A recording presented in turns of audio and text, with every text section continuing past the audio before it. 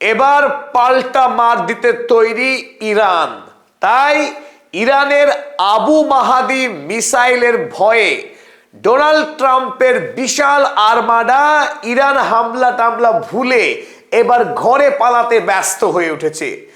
ইরানের তৈরি এই আবু মাহাদি মিসাইল যুদ্ধ জাহাজ ধ্বংসকারী এক ভয়ঙ্কর মিসাইল, এআই দ্বারা পরিচালিত 360 ডিগ্রি অ্যাঙ্গেলে অনায়াসে যে কোনো লক্ষ্য বস্তুকে 2600 কিলোমিটার পথ অতিক্রম করে সমস্ত র্যাডারকে ফাঁকি দিয়ে অনায়াসে লক্ষ্য বস্তুতে আঘাত করতে পারে এই আবু মাহাদি মিসাইল।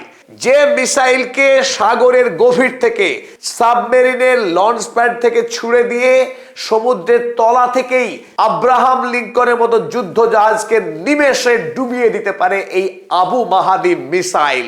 জাহাজের যে দিকে প্রতিরক্ষা সব থেকে কম সেই দিক থেকে ঘুরে অনায়াসে আঘাত করতে পারে এই আবু মাহাদি মিসাইল।